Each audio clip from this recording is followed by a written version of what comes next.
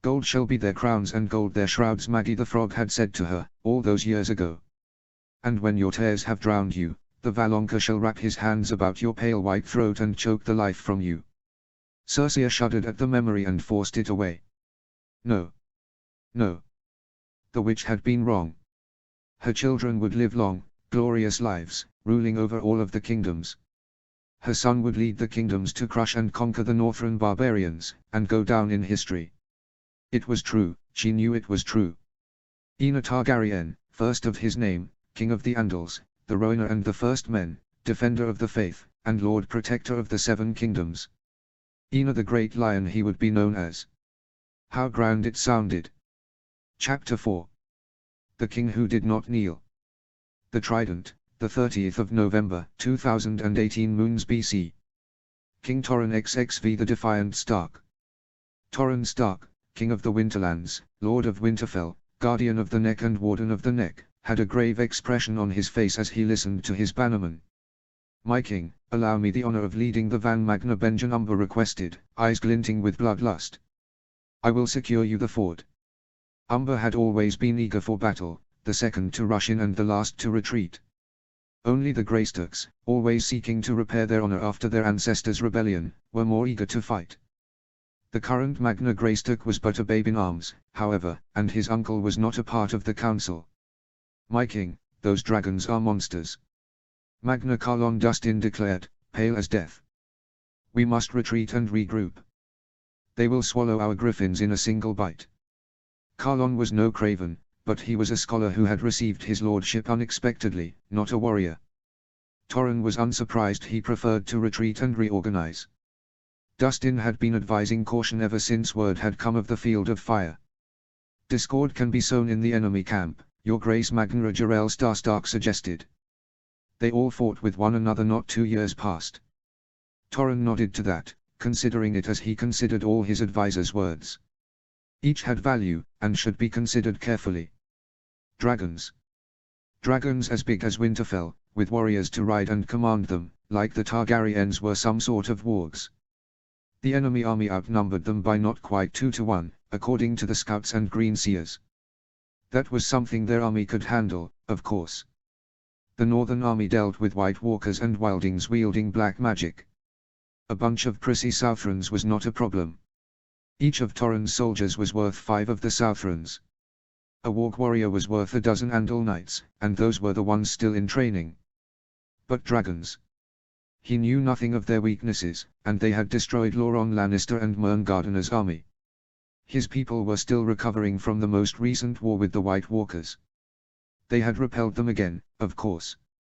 But the battles had damaged the strength of their army, lessening its numbers, as well as damaging their supplies for winter. It was autumn now, and they relied on trade with the Reach to supplement their food stores during famines. The Reach that was under the control of the Conqueror. Protect the Winterlands, that was his God's-given right and duty. But how to protect his people and kingdom from something he had once thought to be nothing more than a legend? House Mormont knows no king but the king in the north, whose name is Stark Magna Lyra Mormont stood, drawing everybody's attention. It was the same thing she had said in every meeting since he had announced they were marching to war.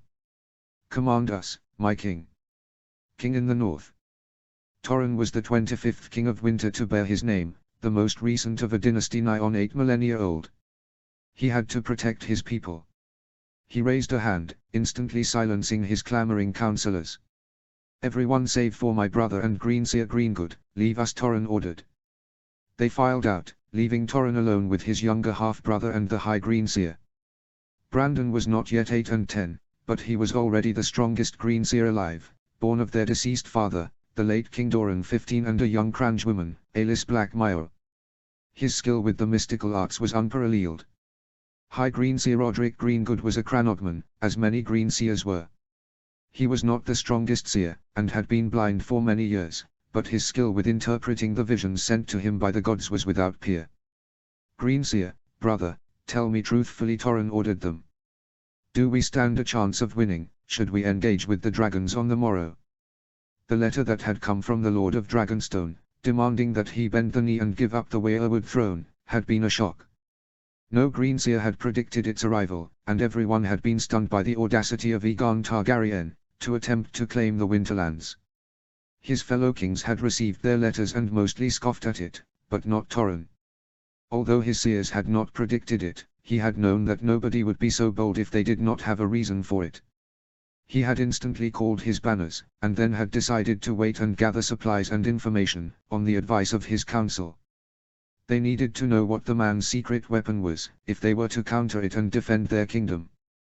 They had subsequently been proven right in their concerns of a powerful foe when Harren the Black, the king of the Riverlands, was burned to death in his own, supposedly impenetrable, castle. On learning of Harren's death, Torrhen had given control of the Winterlands to his wife and daughter, his heiress Lyon, and then marched south to the Neck, collecting more levies along the way. The navy was left stationed around their coast, in case the Targaryen army decided to try a sneak attack by water whilst the main army was away.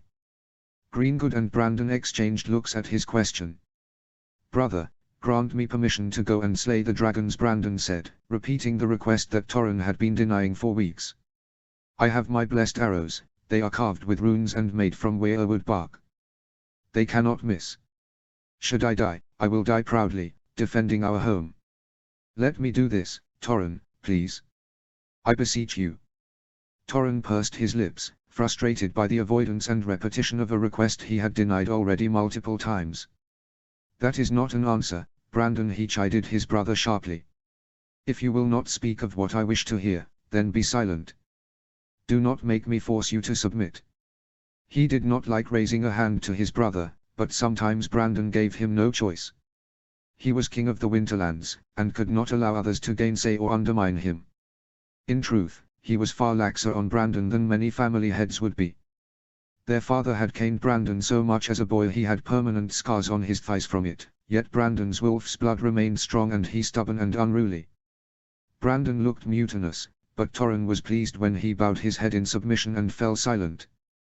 Torrhen's own direwolf, Shoke, Frost, barked approvingly, whilst Brandon's wolf, Clyom, Sword, also bent his neck in obedience to the Alpha's will. "Now, answer me truthfully," Greenseer Torrhen ordered. "Is my brother's request possible? Can he slay the dragons? And should he do so, will we be able to win this battle?" Greengood inhaled and exhaled slowly, his blind eyes staring sightlessly at the tent wall. "I can see futures where the green-sighted wolf slays all the dragons, 2 of the dragons, 4, 3 and none," he predicted. Torrhen assumed that he was counting the Targaryens and the beasts both as dragons, otherwise the numbers made no sense. "He will die in some, and in others he will live with scars to show his victory.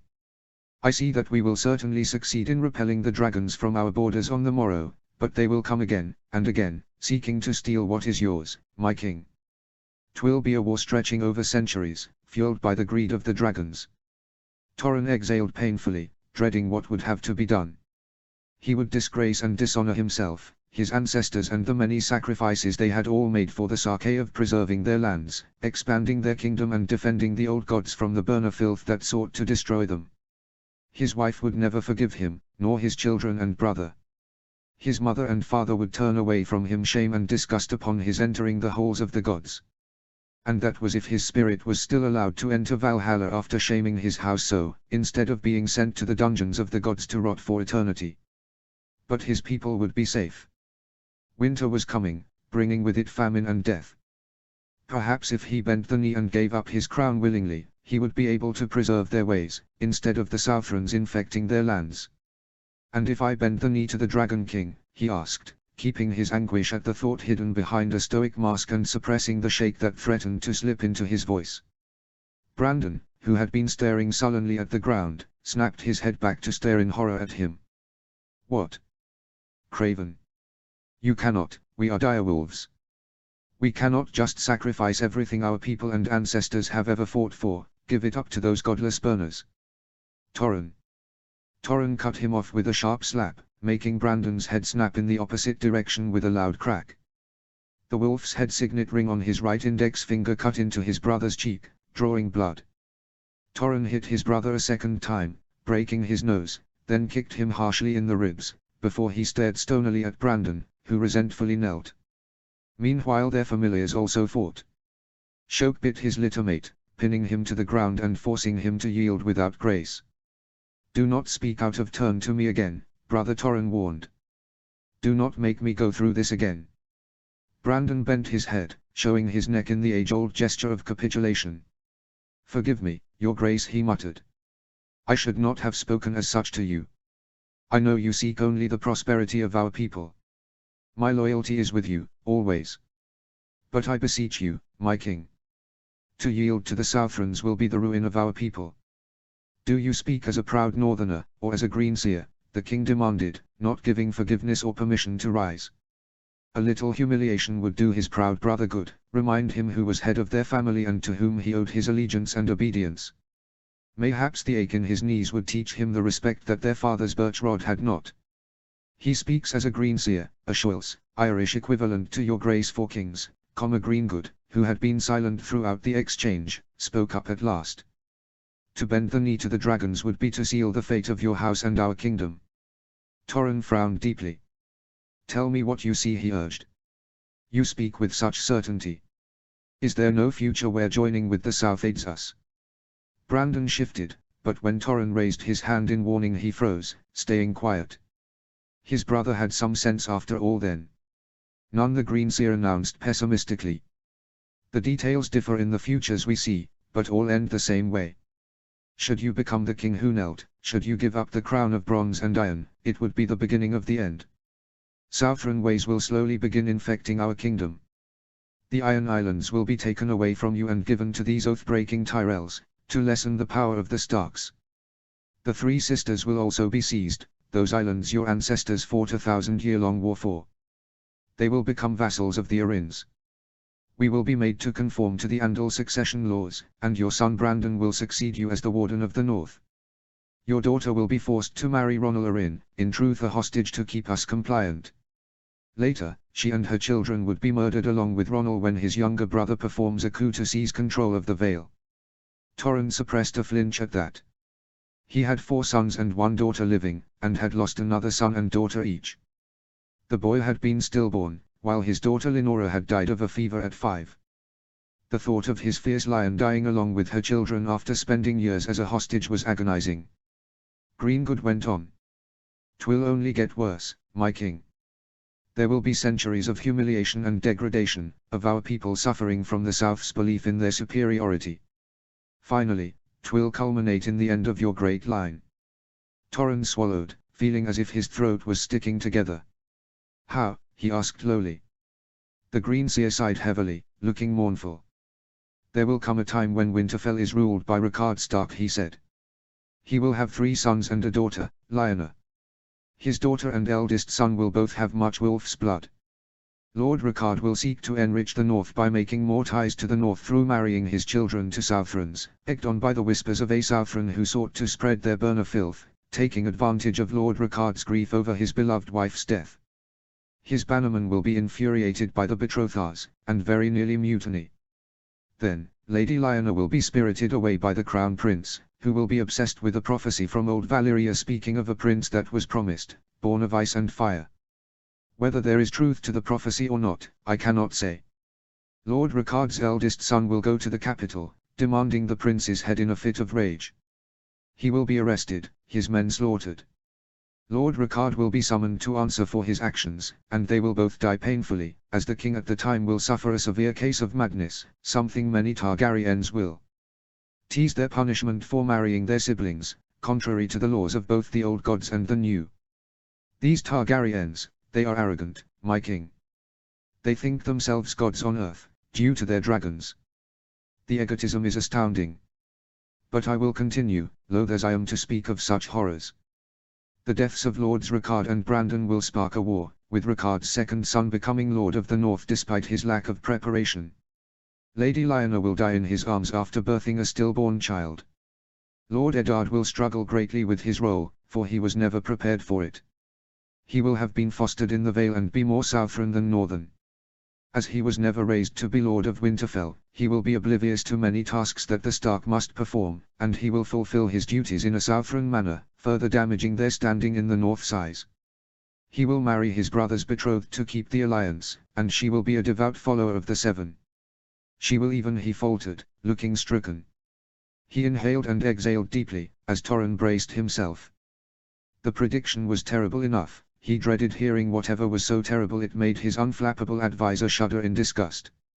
She will have a September built in Winterfell, and raise her children in her own religion, the Green Seer informed his king, making Torren recoil in horror.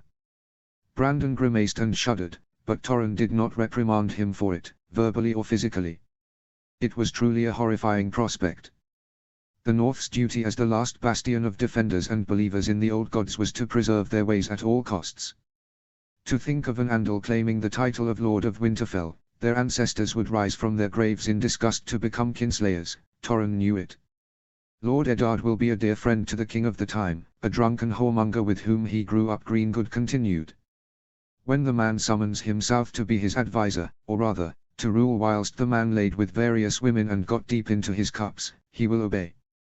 He will bring with him his 3 daughters, 2 trueborn and 1 baseborn to his lover, who died shortly after the end of the war. Within the year, he will have learned the queen was committing treason, and she'd have killed him for it.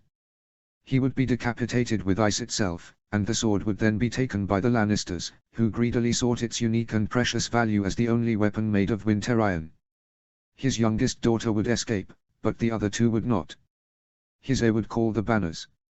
He would triumph over his enemies in every battle, but eventually be killed by those disgusting Southrons, who murdered he, his mother and pregnant wife along with 100 of their men whilst under guest right. Winterfell would be sacked, and the 2 younger sons murdered by an Ironborn boy whom the young wolf trusted too much on account of a shared childhood. Of the daughters, the fate is even more painful to hear. The youngest girl would end up in Braavos, where she would join the Faceless Men, giving up her identity in exchange for the ability to gain vengeance for her family. The rituals they do mean that she would truly be no one, and not a Stark any longer. The firstborn girl, Eddard's bastard, would suffer a dozen rapes and great abuse. The Burner all believe that bastards are born of lust and sin, and treat them with great cruelty. Eventually she would fling herself off a balcony in despair after her sister, the second-born and eldest true-born daughter, disappeared. Said girl was spirited away by a man who lusted after her mother and sought to take her for his own. But upon understanding his plans for her and learning of her sister's death, she too took her own life. As you well know, my king, 'tis through your family's magic and work that the wall remains strong, a guard against the whites. By their time, the Targaryens would have caused it to become naught more than a dumping ground for criminals, with only 3 forts manned and only about a dozen honorable warriors out of the entire Night's Watch. All the rest would be criminals who chose the black over death, something put into place by the dragons. The Starks would continue to perform the rituals, but the meaning of why they did so would be lost, and Lord Eddard was unaware that he needed to do anything in the first place, and so did not. With the death of the last Stark daughter, almost 2 decades after the last time a Stark performed the rituals, the wall's magic would be lost completely, and the White Walkers would overwhelm the weakened Night's Watch, bringing ruin and death all over the kingdom, and continuing to spread their poison all the way to the neck. This is the fate that you will bring upon the world, should you choose to submit to the dragons on the morrow. In the end, 'tis your decision, my king. But for the Sake of the North, I beseech you. Do not do it, my king. You will doom us all if you do. Torren exhaled, staring down at the small, elderly man. Despite the film of white covering his eyes, he seemed to stare right into Torren's soul. The King of Winter made his decision. Brandon, rise, Torren ordered, turning to his brother. He studied Brandon's features, imprinting them in his memory, lest this be the last time he laid eyes on them. Take your arrows, and anything else you require, he instructed his brother, a vicious and triumphant grin forming on the younger man's face. Take anyone that you need, also. Then go to the enemy camp and slay the dragons. Go with my blessing, and that of the gods, my brother. The fate of our house and our family's kingdom rests in your hands. Brandon knelt to accept Torren's blessing, his grey eyes fierce and determined. I will not fail you, my king, he vowed with fierce grey eyes as Torren rested his palm on his younger brother's chestnut curls. I will kill the dragons, and save our people. I have faith in you, brother, Torren replied seriously. He allowed his stony countenance to break slightly, reaching out to grip Brandon's upper arms tightly and pull him into a hard embrace, savoring the feel of his soul-living sibling. They had grown up with 3 sisters, and another 4 brothers. All of those were now dead, from illness, battles with the South, White Walkers and Thans, and the famine each winter brought to the North. Brandon was his only sibling left. "Be careful, Brandon," he implored him. "I would not lose you." "You shall not." Brandon grinned cockily. "We are Starks, and ice is in our veins. Winter is indestructible." "I Pow-pose, pow-pose, pow-pose." He paced all night, unable to sleep. At the break of dawn, he left his tent to survey his army's preparations. The North was always at war, with the South and those beyond the wall or with the land itself, so their army was well trained, not like the disorganized small folk levies used by the South. The Griffin Riders, knowing they would be key in the coming battle, readied themselves. The Griffin Riders were a small section of the army, only about 400 capable of fighting. Mostly they were scouts, and they were far smaller than the dragons ridden by the Targaryens, only about the size of a large war stallion. But all of them were bonded to their mounts, the best archers training could produce, and above all dedicated. The ground-based archers were fletching the bows and checking their quivers, whilst the cavalry saddled their horses and the foot fighters checked their equipment. A mixture of anxiousness and anticipation filled the air. They all knew what they were fighting for, and they would all die to preserve their independence. Abruptly, a scout came running up to Torrhen's side. The king tensed. "What is it?" he snapped. "Greenseer Snow has returned," the girl exclaimed. She was from the Bay of Ice, by the look of her uniform. One of the Ice Wolf's people. Torrhen did not reply, rushing to where the girl had pointed as quickly as he could without causing panic in the army's ranks. He found Brandon seated on a stump, a man dressed in the green tunic of a healer bent over him and a crowd of onlookers gathered around the pair. "How is he?" Torrhen demanded as he raced to their side, the crowd surrounding them hurrying to make way for him. "Brandon, did you succeed?" "Greenseer Snow will live," my king healer Blackwood stated, straightening. Torrhen hid a flinch as he realized that his brother's left half was covered in ugly burns. "But he will bear his scars for the rest of his life, and never make use of his left arm again. He must be moved to the healing tents immediately." "I will bear these marks with pride," Brandon croaked, voice hoarse. "For I have succeeded in my mission, Ashoils. The Black Dread, Vigor and Queen Rhaenys are all dead. The Dragon King and his sister wife have no mounts, and their sister is dead. I have succeeded, my king." A great cheer went up throughout the watching crowd, and Torrhen beamed in pride. "You will be honored greatly for this, brother," he declared. "You have saved the Winterlands." He spun to face his soldiers. "Grab your arms," he exclaimed. "We attack immediately, before they can regain themselves.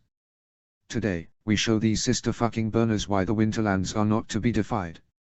Hail, Brandon Snow of House Stark, the Greenseer who saved the Winterlands. Hail Brandon," they yelled. "Stark! Stark! For the Winterlands!" Torrhen bellowed, raising ice high above his head. "For the Winterlands!" The tears of an unbowed dragoness. Winterfell, the 19th of February, 303 AC. Sara. Sara entered her father's solar, curious as to what had caused him to summon her back less than an hour after she had left to go and work on her swordplay. She was surprised to see her mother in the room as well, instead of attending to many duties that came with being the queen consort. Ashura's elegant hands were resting supportively on Eddard's shoulder, both of them frowning at a letter held by the king. She gave a quick curtsy then strode over to the desk her father sat behind. Her concern increased at the blatant anger in her father's eyes when he raised his gaze to meet her own.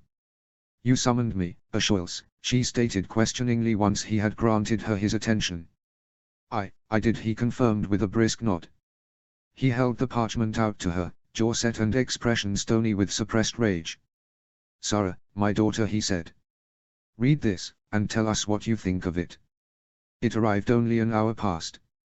Sara accepted the letter and quickly scanned it. Her reading slowed quickly as she comprehended the words on the page. She was so incredulous at the audaciousness and arrogance written that she had to reread it twice to actually accept that somebody had actually committed such words to parchment. The 3rd of January 303 after conquest, first year in the reign of His Grace King Ina I of the Seven Kingdoms. To the usurper calling himself King of the Winterlands. This is a royal edict ordering Eddard Stark, the so-called King of Winter, to come forth immediately to the capital of the Seven Kingdoms, King's Landing, in order to bend the knee and pledge the Winterland's allegiance to the Iron Throne. You will bring with you your eldest daughter, Lysara Stark, the falsely proclaimed Crown Princess of the North. His Grace has generously decided to take the lady as his secondary wife. Of course, the king's sister, Princess Valina, will be his primary consort and sole queen. Lady Lysara will be titled as Princess Consort to His Grace. Lord Stark is also ordered to bring with you your son, Brandon Stark, who is to become a ward of the crown. Should you refuse to obey the orders of the king, you will hear us roar when we bring you fire and blood. Yours faithfully, Cersei Targaryen of House Lannister, Queen Regent for His Grace Aener Targaryen, first of his name, King of the Rhoynar, the Andals and the First Men, Defender of the Faith, Lord of the Seven Kingdoms, and Protector of the Realm. The audacity of the letter was utterly stunning. Sara wondered if she was feeling as shocked as Torrhen the Dragon Deifier and his people had felt when his court had received a similar letter from Aegon I. She read it through again, her shock slipping away beneath her rising rage.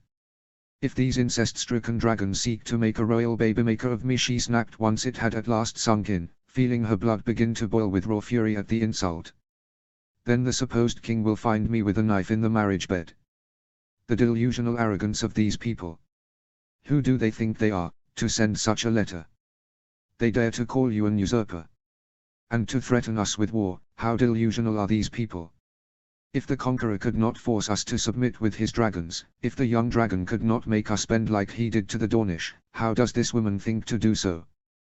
They could never get past the moat, never even get their ships within seeing distance of our shores unless we allowed it. I have never seen such dangerously arrogant delusionality. We are in agreement with you, daughter, the king growled. Her father's beloved direwolf companion, Leokra, hero, snarled and his tail flapped in anger, fur bristling. Sara's own Tybes, ghost, growled and paced in a circle. Tease the height of insulting, Ashura agreed, her violet eyes flashing in fury and her pale cheeks stained red with anger. How dare this jumped-up oathbreaker demand that the noblest king in the world submit to her incestuous son? To demand you become his secondary wife, she spat it indignantly. Ashura was fiercely proud of her ancient heritage, and even prouder of the house she had married into. She sneered in contempt at the Lannisters and Tyrells, considering them to be ambitious upstarts. The Starks are a dynasty 8 millennia old, the queen continued to rant. Her own ancestors did not rule as kings of the Rock for a full century before the dragons made them bend the knee. Yet she dares to demand the king of the Winterlands come and surrender his children and people to them. She calls him a lord, not king. I want to wring her neck. I expect even her own kin would thank you for it, Eddard scoffed. Imagine having to deal with such insanity on a daily basis. It nearly makes me pity them. Will we send a reply, my king? Sara inquired, forcing herself to push down the wolf's blood that urged she go straight to the capital of the Six Kingdoms and do exactly what her mother had suggested. The audacity of the woman. Sara struggled to believe the letter was genuine, and not an attempt to goad them into war. It was the only thing that made sense, unless Cersei was insane. And here Sara had thought it was the dragons born to the family that needed watching. I think that we ought to send them a declaration of war, the queen sniffed. Preferably in the form of a knife stained with the woman's blood. That will show them what the Winterlands think of their demands. Your father disagrees with me. He believes that we ought to wait and meet with Aegon the Crownless first, to see what his plans are and what he wishes from our people. As such, we have decided that you will be the one to make the final decision on the matter. Sara resisted the urge to swallow nervously. She was not inexperienced in her role as heiress to the Winterlands. She had gone through the Weirwood trials to become heiress for the first time at 10 Namadays. Her father and mother had been steadily increasing her involvement in ruling their kingdom. This was a big decision, however. She looked back down at the letter, Tybes, rubbing her soft head against Sara's arm. I find, your graces, that I am in agreement with my lord father, she finally said. While a great part of me wishes to go right to King's Landing and rip the woman's throat out for her insults, I know that it is a decision fueled by anger, not sense. I struggle to believe that declaring war is not what Cersei intended to provoke us into doing when she wrote this letter. While I am confident in our ability to win this war, we must, as Torrhen the Defier did,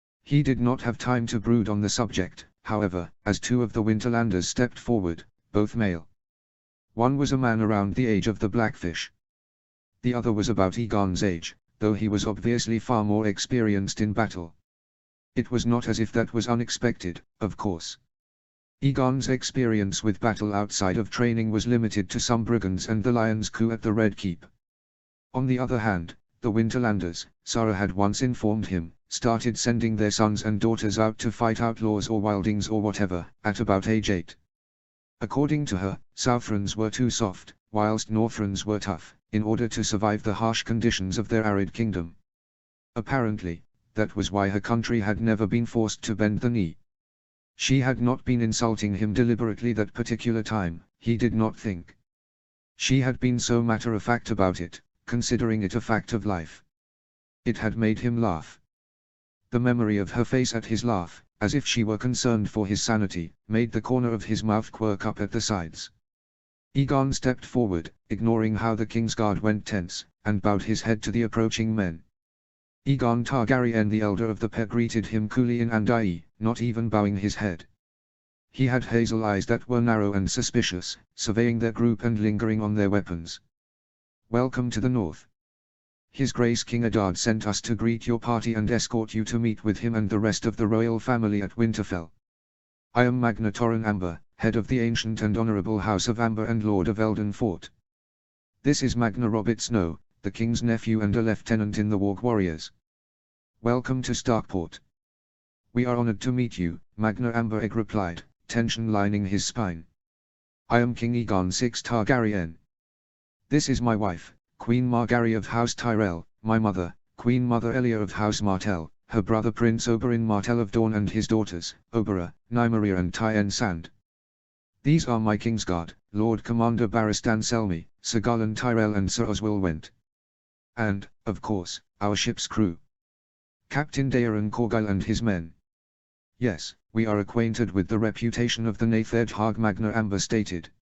Oberyn mentally cursed as the Winterlanders turned their attention to him.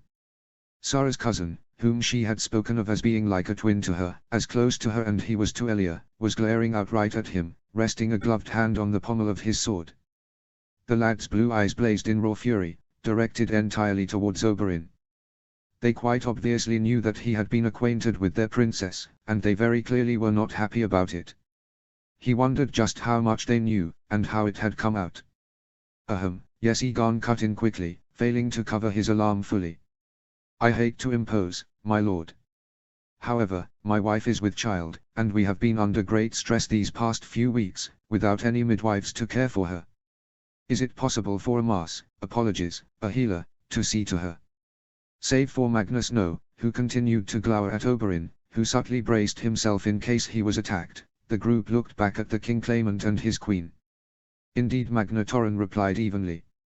He glanced over his shoulder and spoke in the old tongue, causing a weathered woman with grey hair to trudge forward, clutching a sack sown with the green tree that symbolized the healers of the Winterlands. Another, younger, lady trotted forward as well, reluctance and boredom on her face. "This is healer Birena Greenwood," the Lord of Elden Fort introduced, gesturing to the older woman, "who specializes in pregnancy and delivered all of the king's children and his granddaughter. The king dispatched her specifically for Queen Margaery. However, I must warn you that she is unable to comprehend Andai." This he rested a hand on the young woman's shoulder, earning himself an irritated look. "Is Rare Frost, healer Greenwood's apprentice. She is capable of some Andai, and will translate for her mistress."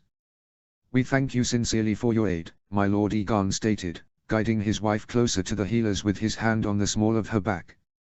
The only sign of Margaery's nerves was the whiteness of her knuckles as she clenched her hands in her skirts, which could be passed off as the cold. Healer Greenwood studied her, scoffed and barked something in her native tongue, making the members of Oberyn's group jolt in surprise. "You all is not dressed properly," Rare Frost declared in accented Andai, giving them the look of someone who considered herself to be enduring the presence of abject stupidity. "Follow. We get you proper dress. You is not dressed properly. The snow is making you blue, bad for child, bad for fingers. Follow." They hardly much choice in the matter, given how the Winterlanders surrounded their group, forcing them to head towards the small garrison.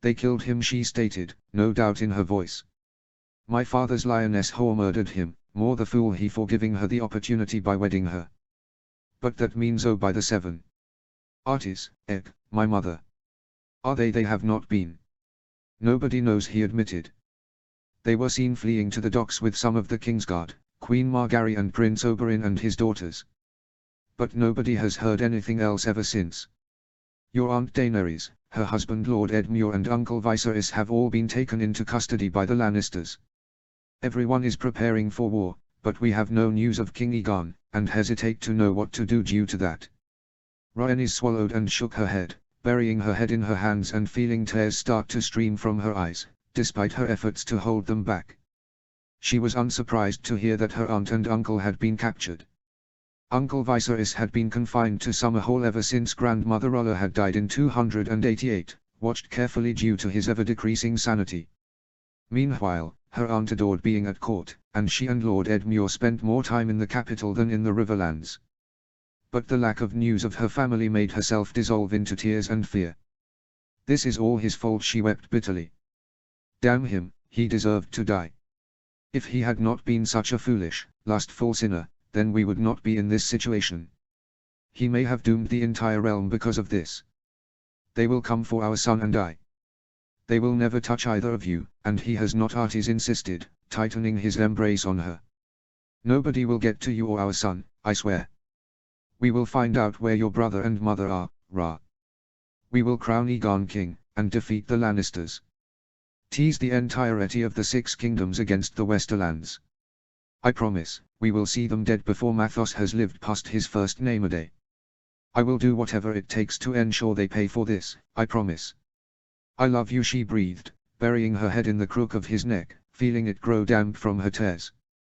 And I you, my darling dragoness, Artis replied, kissing the top of her head and stroking the dark locks that fell down her back in a waterfall of waves.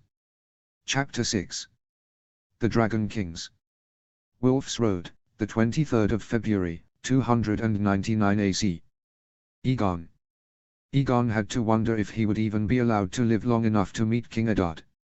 It was quite clear from the looks the Northrends sent at them that his party was not welcomed in the north. It made him wonder what his uncle had been thinking to direct them here instead of to one of their loyal kingdoms, when the locals seemed to have a special loathing for Uncle Oberyn. Aegon didn't understand why, but his uncle evidently did, and had been brooding about, Aegon assumed, the source for the entirety of the trip so far. They had spent a single night in the garrison, before Magna Amber had them hasten on their way to Winterfell.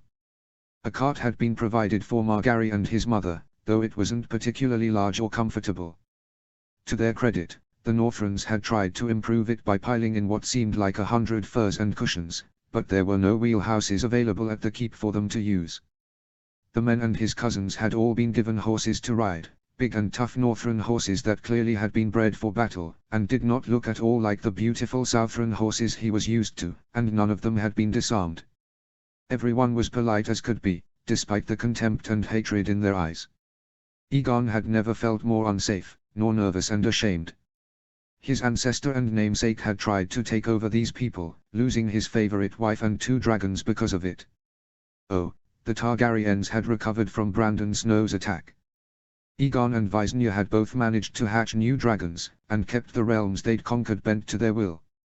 But Morgul and Syrax had not been enough to allow the Conqueror to finish his dream of uniting the 7 kingdoms under one banner. His actions had led to years of war before his son Aenys had managed to form a shaky truce with King Brandon CL. 150th King Brandon Cannon counterpart attended the Golden Wedding. It's a popular Stark name, which had lasted with some skirmishes until the Starks had taken advantage of the dance to expand their borders. That war had lasted another 5 years, ending in a stalemate. Then, the young dragon had reignited it after the submission of Sunspear, causing his own death fighting Princess Sarah Stark, and had that not been embarrassing for the famous warrior. He had managed to break the Dornish, though only for a short period, yet he'd been killed by a lady, and leading the Dornish being able to throw off their shackles and restore their own independence. But whilst Dorne had eventually agreed to submit to the authority of the Iron Throne, the Winterlands had stubbornly clung to their independence. Many of the soldiers escorting them to the capital of the Winterlands had probably played a part in, or else were the children of, veterans of the most recent war between their two realms. It was quite clear that, in the eyes of the Northrons, bygones were most definitely not bygones. Were the Starks in agreement with their people, or would they be willing to listen to him? My lord Aegon called to Magna Amber. The man turned his head in Aegon's direction and grunted. Aegon took that as permission to continue. He could not stop his pride from bristling at it all, but he knew that his uncle was right. They were in the power of the Winterlanders now. At the very least, they needed to avoid earning their ire and provoking them into sending their party back to King's Landing for execution by the lions. "How far are we to Winterfell?" Aegon asked. "With the speed we are going at." It was Robb Snow who replied. Aegon had to strain to hear his words through the harsh winds. No wonder the Winterlanders were such a harsh and grim people. How else would they survive living in such conditions? "Not quite a fortnight," Lord Robb informed them. "No, not Lord." The Winterlands used the terms Magna and Magnra. Aegon had no idea how much of what he had been taught of the Winterlands and their people was correct. They certainly weren't a bunch of unintelligent barbarians, at any rate. But what was certain, he would make use of as best he could. "My thanks," Aegon stated, before guiding his horse closer to the cart to speak with his wife and mother. Margaery and Elia were both bundled up heavily against the cold, but their noses were still red and they huddled close to one another. To think, this was what the North was like at the start of autumn. "My love, mother, how are you both?" he asked, scanning them. "We are well enough," my son, mother replied with a strained smile. Margaery gave a small nod, huddling into her heavy fur-lined cloak and cradling her stomach. He could hear her teeth chattering from the icy temperature. He wished that the Northrons had provided a wheelhouse, but apparently they hardly used such things. "We have legs for short distances, and horses for long ones," one of the Shield Maidens, a blonde girl with grey-blue eyes named Irina Blackwood, had scoffed. "Carts carry our goods to wherever they must go if needed. What would we need the things for?" It was quite obvious that the Northrons considered Southrons to be weak. But despite their contempt, they had not allowed it to affect their treatment of his ill mother and pregnant wife. Healer Greenwood and apprentice Healer Frost had been most attentive to them both. Granted, the apprentice regularly insulted all of them and their ability to think or do anything with any slight degree of competence, but they were good at what they did. It was impressive how little they allowed their dislike and personal feelings to affect their actions, and it made Aegon recall something Sir Brynden Tully of the Kingsguard had once said to him about the Winterlanders. "I admire those people," I have to admit the Blackfish had mused to him, looking thoughtfully out over the bay. "Admire them?" Aegon had repeated, stunned. "Truly. But everybody says that they are a bunch of barbaric heathens, worshipping false gods. By all accounts, they are uneducated and unskilled idiots. What is there to admire about them?" Sir Brynden turned to him, eyeing him sternly and making the then 15-year-old Crown Prince look down, feeling as if he were a misbehaving child. "The Winterlanders are not barbaric, nor are they fools," Your Highness, Tully had said firmly. "If they were as idiotic or unskilled as our people say, then your ancestors would have conquered them with more ease than they did the Vale, and all that took was Queen Visenya flying to the Eyrie and giving a ride to a child. As for their gods being false, never mind what the Septons say about that. I have seen the old gods at work with my own eyes, and I know that they are real. I cannot say the same for the Seven.